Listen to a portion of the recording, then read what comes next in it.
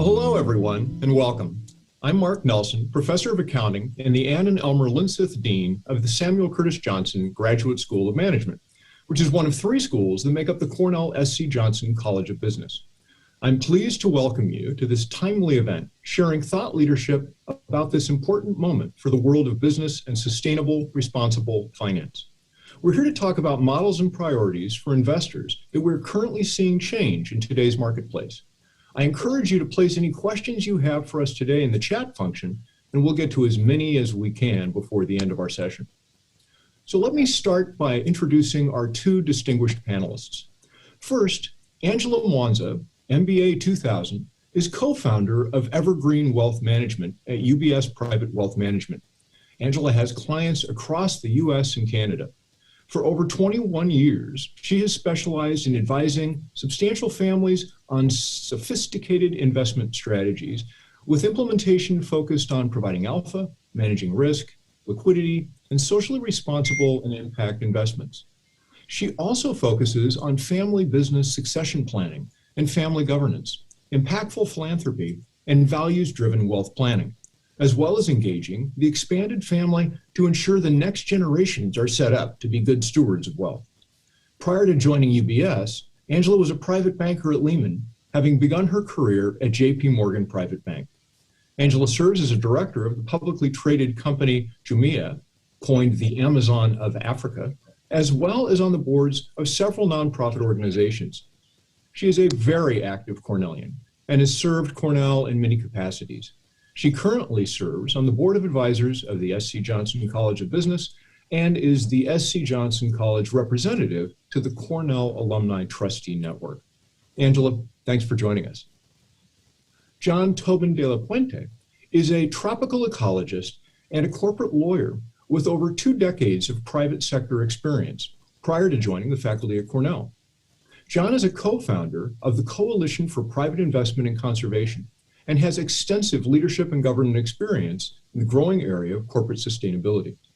Here at Cornell, John teaches corporate sustainability, environmental and social risk management, impact investing, environmental finance, and related topics, and he serves as director of both the Grand Challenges Program and the SEMS International Graduate Program, all at the Charles H. Dyson School of Applied Economics and Management. John's research focuses on the use of financial tools to achieve socially beneficial outcomes in the areas of sustainable development and biodiversity conservation. John, welcome. Thank you. Well, let's just get right to it. I have some prepared questions to start, but again, for all those tuning in, please submit additional questions in the chat function, and we'll turn to them in a bit. So to start us off, Angela, let's define what we're talking about. How are sustainable finance, responsible finance, impact investing, how are they related to each other? That's a great question, Mark, and there's a lot of language around this, and I think a good way to think about it is looking at sustainable finance as the umbrella term. Very similar to the way we use private equity. People talk about private equity, and that can mean growth capital, it can mean venture capital, private debt. With sustainable finance, you're looking at ESG investing, values-based investing, impact investing, and I think where we like to clarify on the impact investing, I always lean on the Global Impact Investing Network's definition, which is the intention to generate a positive, measurable impact alongside a financial return. So it's not giving up the financial return. And then from a perspective of how do I implement on this, then it's really more of a continuum, because there are different levers that you can pull to achieve the results. And the UN Sustainable Development Goals have a $2.5 trillion gap to fund them, and that's an annual gap. And so if we look at what levers do we have at our disposal, on the one hand, we have philanthropy, on the other hand, we have investment. And philanthropy can go from passive grant making to sub-market-based loans. On the investment side, you're looking at, we can choose to be exclusionary, so I don't want fossil fuels in my portfolio. We can choose to specifically integrate ESG into our investments, and then we go to the impact investment side. And so it's basically looking at, I can on the one hand invest in a company that's capturing carbon out of the atmosphere. On the other hand, I can use philanthropic dollars that will fund research that proves that this is something that is that will combat climate change. That's fascinating. And let's go back to this idea of intentionality. And maybe, John, I could turn to you on this. I mean, when we're talking about intentionality, there are different kinds of ways that people can exercise intentionality. Can you help us think about that a little bit? Yeah, sure. One thing to keep in mind is that this is a relatively new field, however you describe it, whether you call it sustainable finance, which is often used as an umbrella term to include various forms of investing and financial activity that has positive collateral benefits in terms of environmental, social, and or governance returns. But given that the field is relatively new, the terms are used differently by different people. And there are some sort of inconsistencies that will work themselves out over the course of time. Terminology tends to evolve quickly within a growing field. But that said, yes, the way a large majority, I'd say, of the large majority of the people use the term impact investing in a way that involves some level of intentionality. And by that, I mean that positive environmental and social outcomes are not just a nice collateral benefit, a nice result of the investment activity, but rather it is a central part of the investment proposition from the point of view of the investor. The investor is not investing, say, in alternative energies because they deliver good returns. The investor is investing in alternative energies because of the collateral impacts, positive, on the climate. And the returns, that's also a piece of it, because after all, it's an investment. But that wish to have a positive impact is central. Yeah. It's so interesting. And hearing you talk about that makes me think about how a big part of what you do is to educate students about the most important concepts relevant to this field. So my guess is that we could go into a multi-day conversation on that topic. But what are some of the most important concepts in this area that you want our students to walk away with? Even if I were to only summarize the key concepts that I'd like students to walk away with, we could probably at least spend a couple of hours, Mark. But there are a couple of things that really jump out to me as key lessons that I tell my students. Listen, if you learn nothing else in this course, please walk away with this nugget. And one of those things is that the history of investing globally, but I think the stark contrast is more visible in the United States, because the United States has a tradition of philanthropy that is larger, more active, and a more important part of the life of high net worth individuals and families than it is in many other countries. And that contrast that comes in stark relief is the fact that people who are donating money to positive causes, who have strong ethical values and feel that they should use their wealth to support positive environmental, social, and governance outcomes, nevertheless, as philanthropists, have traditionally, at the risk of oversimplifying, checked their values at the door when going to speak to their financial advisors or when making decisions about how to invest.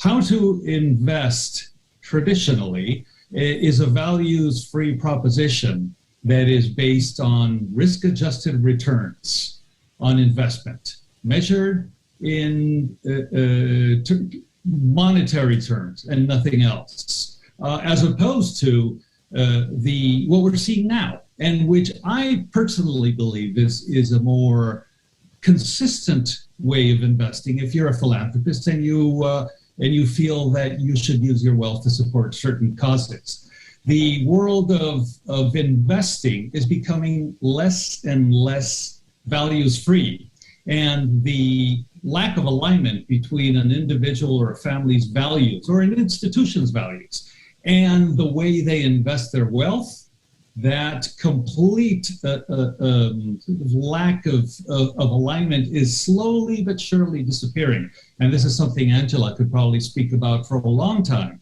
The fact that more and more people are suddenly realizing that they made their wealth precisely by investing in the kinds of industries and activities that now they, with their wealth, are donating money to address the negative impacts of, or to campaign against, if they happen to be donating to environmental campaigning organizations. And people are sort of waking up to that and saying, maybe a more effective way to be a philanthropist is indeed to align my values with my investments a little more. Yeah, that alignment is fascinating, seems key. So Angela, let's turn to you. Are you seeing your clients seeking this alignment, or have you seen change over time? How do they think about it? I agree with John, and that's exactly what I'm seeing in the trenches, as you will. On the one hand, there's still some families that think about things a little bit separately. Like, this is my pile of philanthropic money, and this is my pile of investment money. But I think those are becoming fewer and far between. And the research shows, particularly around billionaires, pentamillionaires, that they want to have an impact, and they are willing to invest. They are willing to collaborate. They are willing to partner with government. They're willing to partner with other philanthropists to see what they want to see in the world achieved. So it does come from a place of impact. And my view and the way I advise clients is saying, very similar to what John was saying, it starts from what are your values and what are you trying to achieve? And once you have a sense of that, then it's that intersection of family, finance, and philanthropy.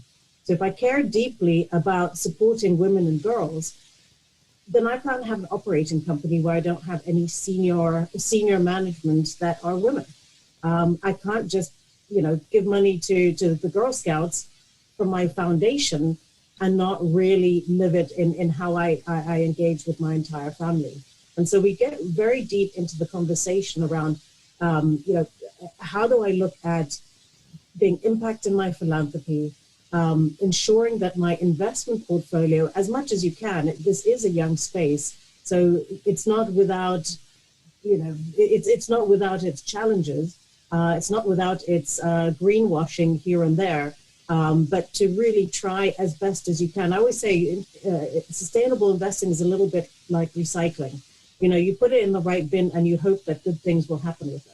But sometimes you see the people collecting the garbage and putting all your bins in one place, and then it's failed. And sustainable investing, being a young space, is a little bit like that, because sometimes you're not having the kind of impact that you'd hope to see. But for our clients, we keep saying to them, you're going to have an impact one way or another.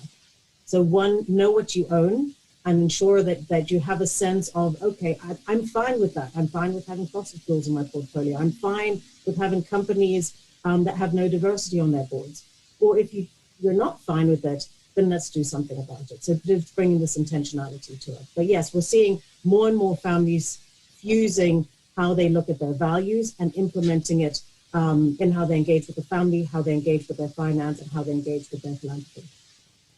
Mark, may I jump in for a moment on lessons for students and sort of key points? Please, John.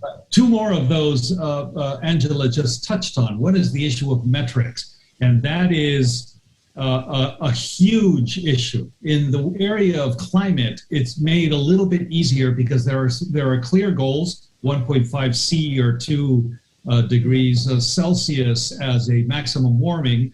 And there is a relatively simple metrics, tons of CO2 equivalent. But in the area of social improvement, in the area of biodiversity, we don't have those sort of clear, unambiguous metrics, and making the case can be very difficult. The one additional thing that I wanted to touch on that I think is a key lesson, and this highlights the importance of what people like Angela are doing and how it can make a massive difference in the world. And that is I started doing some work in 2013 with some colleagues at McKinsey and WWF, and I have since extended that work with different groups of colleagues at the Nature Conservancy and the Paulson Institute. And every time we come out with the same result, which is, if you look at all the available pools of public capital, whether from national or regional or state, provincial governments, and from the multilateral development organizations, plus all philanthropic capital in the world that is used to support biodiversity protection. You add that all up and you say, okay, this is what there is available to spend on biodiversity. And you compare that with the cost, the estimated cost of what it would take to manage the environment and life on Earth sustainably for the long term, and the gap, which we refer to as the biodiversity financing gap, is huge. So where else can you look if not for governments and charities for the capital that is going to have those positive impacts on biodiversity? And the only other source of capital is private investment capital. Okay, so you guys are teeing up so many really interesting topics, and I think we should extend this session to maybe 3 hours, but I don't think we'll be able to. But let me talk about or tee up a couple of the things that I've heard you say. And you have to understand, as an accounting professor for 30 years, my hands are trembling to get to the topic of metrics. Okay, so I want to get there eventually. But first off, let's think about how organizations decide, or how much freedom they have to decide to deploy their capital in directions like what John is suggesting. I mean, when we're talking about different kinds of organizations, one of the things in ESG we've talked about, the G is governance. They have an internal process whereby they're making some of these decisions, and just thinking even about the basic cut between public and private. I mean, how does that affect individual organizations' approach to this? Because I mean, I assume high net worth individuals, Angela, like you're dealing with, have the potential to be able to invest in lots of different areas. When you're thinking about whether a public or a private entity can take on the kinds of investments that John's talking about, I mean, what are the constraints? What lets them do it? It depends who you're asking. If you're asking the lawyers or if you're asking the leadership. I think from the lawyer standpoint, particularly with the public companies, when it comes to more voluntary disclosure. So for instance, on climate change, there are certain levels of disclosure you might choose to share with the public. You're not required to, but you could. And the lawyer will say, well, why put it into the universe if it can and will be used against you at some point? Let's stick with the required financial disclosures. And so I think from a public company standpoint, there is also a certain level of transparency. You talk about governance. I can pull up the annual report and I can see, is there diversity on the board? There's not that much transparency in terms of middle management or senior management. And so again, that is one of those voluntary disclosures. Do you want the world to know that you have, say, a very small percentage of people of color in leadership positions? Or do you say, yes, I do want to disclose that because when I put it out in the world, it forces us to bring about change. With private companies, you can make choices that may not necessarily in the short term look like a sensible decision from a revenue generational profit standpoint. You look at our namesake, Esg Johnson, a consumer products company. And, once they learned about the harm that PVC does to humans and the environment, they made a decision, and their very profitable saran wrap got pulled from the shelves. Now, a public company, it's very hard to do that, but they looked at it and said, you know what, we can no longer, with the conscience, put this product out there. And unless we could figure out a better way to manufacture it, which they didn't. On the public side, there's a lot of challenges. I remember when Indra Nooyi took on leadership at Pepsi, and she basically, went and said, listen, this is sugar water. We are harming people. We are the cause of obesity and diabetes and all of the the health challenges that come from an overindulgence in sugar. And she really wanted to try and change how the company was viewing that and bring in more healthy snacks. And she almost lost her seat because the board were looking at her like she's crazy. It's like, why fix it if it ain't broke? So I think there are definitely more challenges from a public company standpoint. You're judged quarter to quarter, whereas a private company, you can really step up and take on leadership. That being said, for public companies, I think it is an opportunity to take on leadership. Cornell alum Paul Pullman, he did that. He went to Unilever and he said, you know what, we've got to, in everything that we do, we've got to figure out ways to be more impactful, to be more sensitive to our environmental, social, and governance footprint. That's really intriguing. Now, John, do you have a perspective on this? Your law background must have you thinking about governance and how these organizations are working as well. It does, and governance, particularly governance and fiduciary duty doctrine, specifically in common law countries, can be a real obstacle to investing in a manner that is impactful. And the reason is managers of public companies in particular and financial advisors are understandably concerned about the risk that if they act in a manner that has as not the necessarily, but as a desired outcome to make the world a better place, that they might be accused of either a breach of loyalty towards their shareholders in the case of an officer or a director at a public corporation, or not managing assets in the interest of their clients in the case of financial advisors. So it is bringing in that element of, okay, investment decisions have an impact on the world, and I want to not just deliver returns as an investment manager, I want to also deliver positive collateral, environmental and social benefits. And the hands of a lot of investors are tied.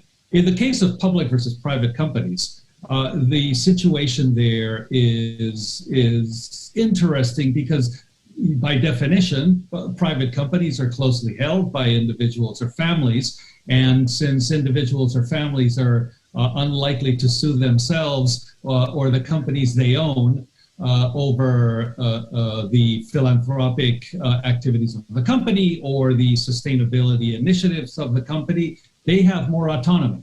Also, they're less subject to scrutiny because they are not registered with the SEC and have to take on the responsibilities of disclosure that come with being a public company. They can do more good in a manner that is less risky, but conversely, they can also do more that is not so good in a manner that is less subject to disclosure requirements or to scrutiny. So a very different set of constraints when we're looking at public and private companies. Yeah. And actually, John, if I might jump in just to talk about the pressures with those public companies, we're seeing now there's a lot of stakeholder advocacy, so shareholder advocacy and also stakeholder. Consumers, if you talk to any Cornell student, they're making choices in how they consume, what they eat, what they wear, their fashion statements, because they care about where is this from? Is there child labor in the production of this jacket? And really making choices based on that. Employees are making choices as to where the company that they want to work for. And so the competition for talent means that you actually have to start thinking about this because people are making choices based on that. And then the last is really just as an investor, the power of the investor. Now you can change the trajectory of a company with a tweet. And suddenly this company's in the headlights. Most recently, we saw the headline with ExxonMobil, which has notoriously been a company that shareholder advocates in the ESG space have felt there was a bit of a challenging relationship. And an activist hedge fund came in and said, you know what, you're not moving fast enough to transition the company to a renewable energy company, and we're going to take board seats. They put up 3 people, 1-2 seats, unprecedented, because it's really, the shareholders say that this is something that matters to us. And if it didn't matter, it would have stuck with the status quo. And there are a myriad of examples where management lost their position. There was a mining company in Australia that dug up historical Aboriginal lands. It was legal, they had the permission to do so, but it was a bad decision. I mean, anybody from the onset could look at that, and yet management lost their position because of it. Angela, thank you for bringing up the issue of shareholder resolutions and the fact that activists, environmentally minded and socially minded investors are using those shareholder resolutions to bring about change within companies. I mean, shareholder resolutions are nothing new. They've been they've been an important part of annual shareholders meetings for decades, and they have a long and distinguished history of failing miserably. The shareholder resolutions on environmental, social, and governance issues generally fail and have failed. And nevertheless, these investors stuck with it. And if there is one thing that is changing right now as we speak, and we saw it in the most recent annual shareholder meeting season, is that the fact that now those shareholder resolutions that would have garnered 5 or 10% a year ago, 10 years ago, 50 years ago, are passing. And if I were a company secretary right now, and for that matter, a CEO, I'd be looking at this very carefully, because we're talking about huge change right now in respect of the resolution space. It's fascinating to think about individual shareholders exerting their control. Let me come back to something that was raised earlier, and that I'm starting to look in our chat stream. One person, Lisa, asks, is there an awareness for individuals that may recognize their significance and how they're positioned to make an impact, and how others may have the means that they might have? Someone else says, more bluntly, Bailey says, how do you ensure that an investment makes an impact? So let me take us back to the idea of, you're an individual investor, you want to be an impact investor, and you're in the position now of trying to consume information and trying to figure out whether or not organizations are actually doing what you want them to do, or what they're even claiming to do. Now, the old accounting professor in me thinks about areas where we struggle with some of these metrics. In a long-term construction project, you can use input measures, how much cost have you incurred compared to the total cost that you estimate, or you can use output measures, how many of the total miles of road that the construction contract says you need to construct, how many miles have you constructed? And each of those are ways to estimate how done you are. So you presumably can use input or output metrics to show how you're doing from an impact investing standpoint, or how an organization is doing from an impact standpoint. And I guess maybe starting with John, I mean, do you see people struggling with this metrics question and using input or output metrics to try to convey to investors how successful they are? Yes, absolutely.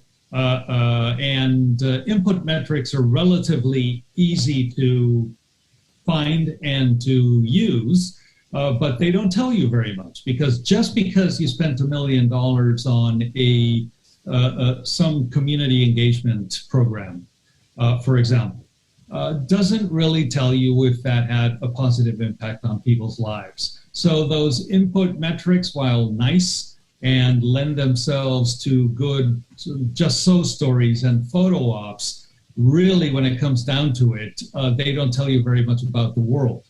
The real issue is to understand, okay, how did those investments make a difference, and what were their impacts? And that is something that not only are we struggling with as a field to develop and define and agree on, but they represent a huge obstacle, because otherwise, without these metrics, how does the investor make the case to his or her clients, for one, and to the investor itself, that the investments make sense? In the area of climate, again, we have some comparable metrics in the way of metric tons of CO2 equivalent.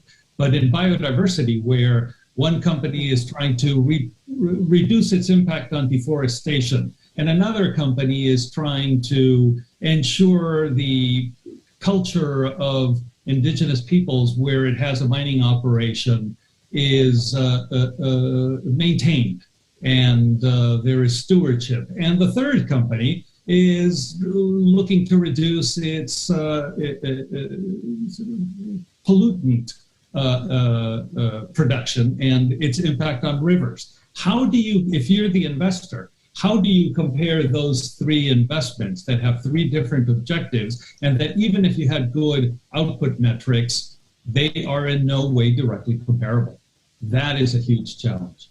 Huge challenge. So, Angela, you're dealing with those investors. How are they grappling with that problem? It seems like a biggie. It really is. And I think from an ESG investment standpoint, you've got one point of view, and impact investing, where it's saying there is specific intentionality to achieve a measurable impact. That's, I think, where investors can actually be a little bit more specific about the outcome that they wish to see. But it's a huge challenge. It really is. And I think it's something that some investors say, you know what, I'm just not even going to try to measure it because it's too amorphous. There are different tools that we have from a portfolio standpoint. One, looking at from an industry to industry standpoint, is this an industry leader, or are they in the middle, or is this an industry kind of laggard? MSCI has an ESG Analyzer tool that we apply to any portfolio when we start working with somebody, because we want to be able to say, what kind of measure do we have? But there are companies in there that actually get a pretty high ranking, because of their leadership in the climate space, but have very, very poor labor practices. And there's some people that say, you know what, for me, that human element is so important. And although this analyzer says it's a good company from an ESG standpoint, I prefer to screen it out of my portfolio, and I don't want to see. I don't want to participate in that kind of thing. And it's because it's an imperfect science. A lot of people say, I'm just not going to do it. But if you have a good investment that has the potential to have some level of environmental, social, or governance return, I see that as kind of like a gimme. And then we kind of get down to the point of, well, if I look at a company and how they generate their revenues, whether from a product or services, is this material? So you look at weaponry, and in this country, every time there's mass shooting, we have clients calling us saying, do I have anything to do with armaments in my portfolio? And that's something that we can screen out. But if there's a large conglomerate that derives 5% from weaponry, do we screen it out, or do we keep it in? Do we say that is not material to their bottom line, and that doesn't drive their economic success, and so we're okay owning it? Or do we say, from a point of values, this is one of my non-negotiables? I refuse to have private prisons in my portfolio. I refuse to have fossil fuels in my portfolio. And that goes into that definition of, how do I think about my what I want to exclude? How do I integrate the positive impact I want to have? And then when I want to get as close to measurability as possible, I go the way of impact investing. But it definitely is not a perfect science.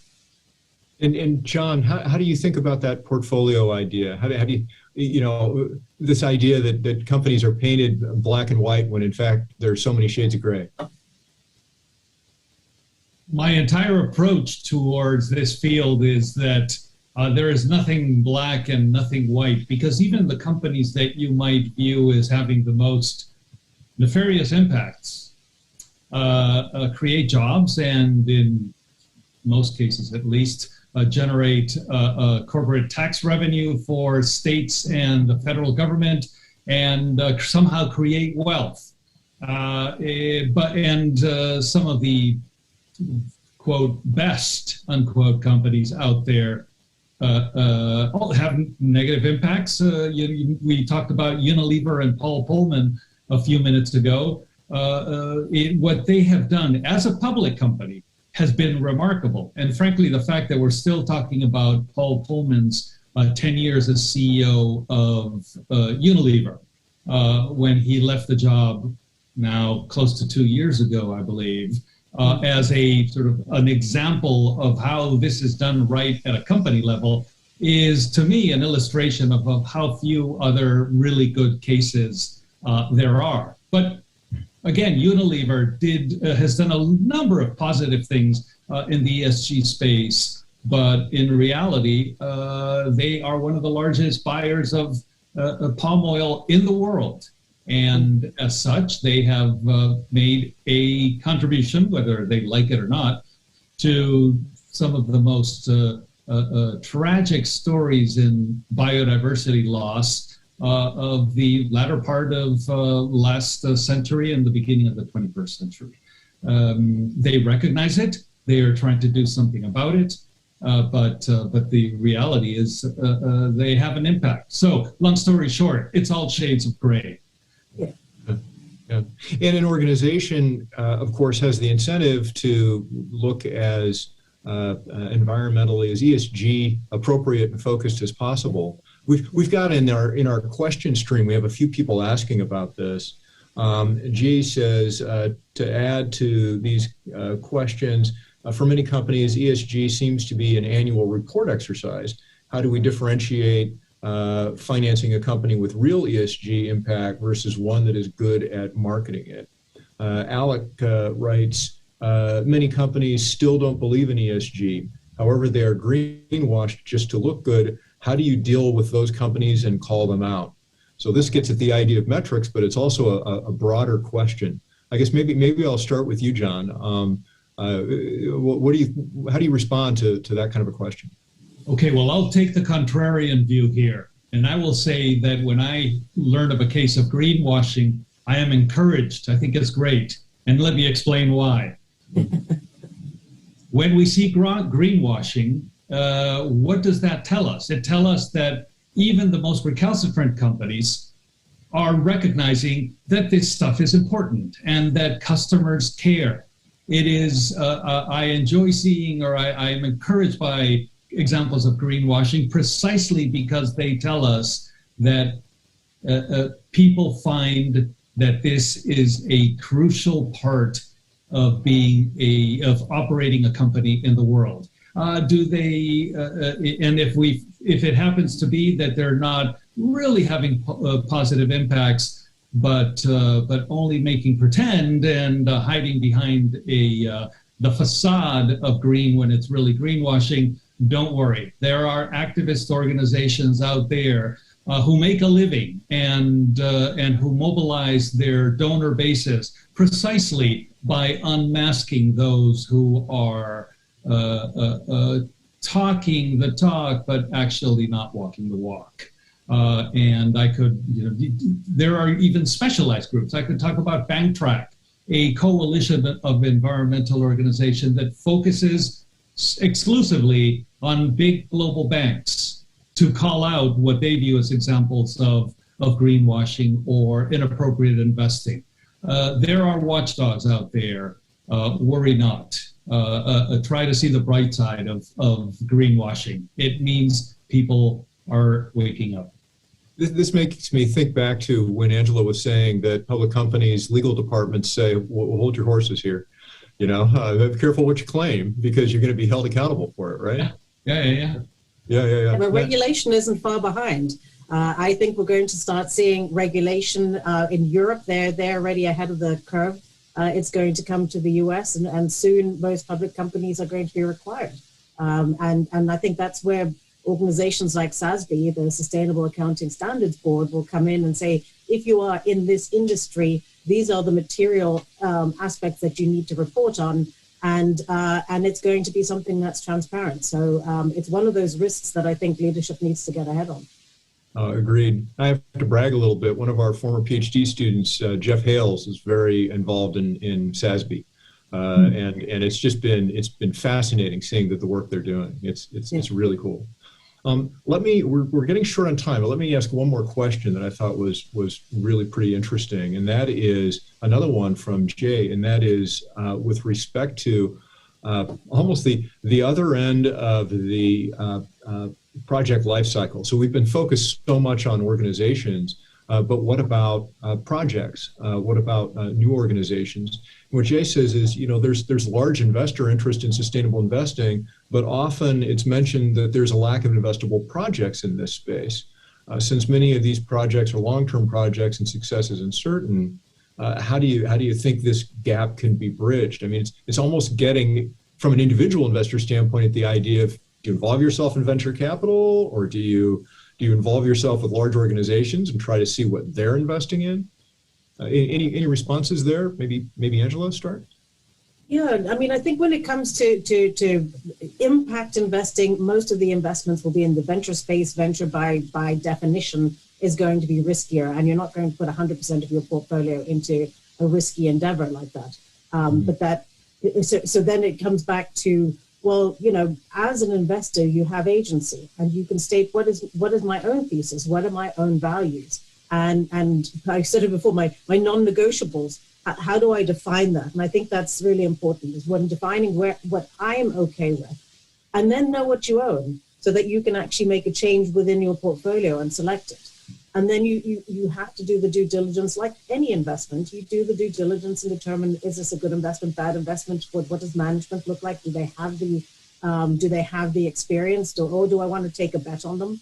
And I think one other act of agency, and we touched on it, is know the impact that you can have as a consumer, as an investor, as a tweeter.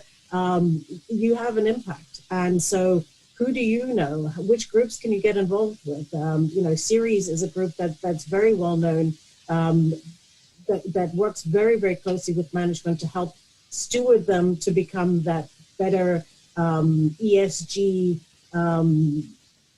poster child of the future. But I think the beauty of being an investor, and because it is challenging to find those companies that measure specifically what you want to see in the world, is you have to define where you're okay and where you're not okay. That's intriguing. John, anything to add on that front before we start wrapping up? I could not have put it better than Angela, so I'll leave that one there. That's super. Well, how about this? We've got a couple minutes left. Why don't we each take a minute, and just if there's a point that you really wish either wasn't made and you want to make it, or something that you want to double down on, maybe just take a minute, and that can be how we work to wrap up. And John, if you wouldn't mind, let me start with you. Of course. If there is one thing that I would like to conclude with, I'd say that decisions about how we deploy capital affect a lot more than our portfolios or our households. They have real impacts on the world. And it seems, frankly, that retail customers have understood this a lot longer than the investment community has. I mean, retail buyers have been using their power to twist the proverbial arms of companies to, whether it's improve working conditions at their shoe factories in South Asia, or reduce their carbon emissions at their facilities around the world. I mean, organizing boycotts against particular companies that rightly or wrongly is viewed as operating in a manner that is egregious is something that we've always known about. It's been with us throughout our professional careers. But the awareness of this power, and crucially, the willingness to use it, is a more recent development in the finance industry. But it is happening, and it is happening quickly, and it is important, because how capital is invested can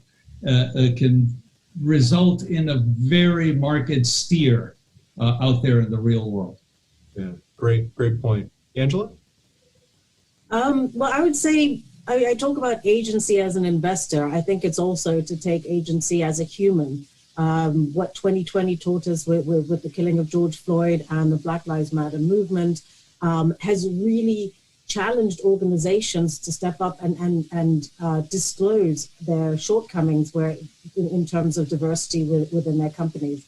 And so, we can go out on the streets and march. We can look in our fridge and say, you know what, I don't need to have a plastic bag. I can use a glass container. In our actions day to day, I think what we can do and what we can influence actually matters. The earth will be fine. If AI were deciding what is the future of the world and how do we keep it intact, AI would come to the conclusion, kill all the humans, right? And so let's make ourselves worthy of a place that will happily survive on without us, but treat it with a little bit of respect in our portfolios and in our day-to-day lives. So I sort of leave with that sense of agency and that we all matter. That's brilliant. And I mean, the points that you're both coming back on, I think in different ways, but consistently, is number one, I keep thinking back to this idea of alignment, of, how do you affect the world? How do you generate your own wealth? And then what do you do from a philanthropic standpoint? And my goodness, can't we align so that we're putting our money in the direction of the change that we want to affect? And that being so well put, and the idea of accountability and of metrics and of wanting to have organizations be transparent and say what they're doing, and then holding them accountable to that. And the thirst for information and for the capability for people to make informed decisions in impact investing is driving the provision of information and the success of shareholder activism that we're seeing today. And it's a tremendously exciting time to be thinking about these topics, and it's tremendously rewarding for us to have the opportunity to learn from you, Angela, and you, John. And thank you so much for sharing your expertise in this area. And thank you for all that you do, both in the impact and sustainability realm, but also for Cornell. Everyone, thanks so much for your involvement in this session. The questions were fast and furious. Unfortunately, we couldn't cover all of them, but I tried to get up to a bunch of them. And I hope you found today's session as fascinating as I have. With that, I'll go ahead and sign off. And I hope everyone stays safe and invests wisely. Thank you.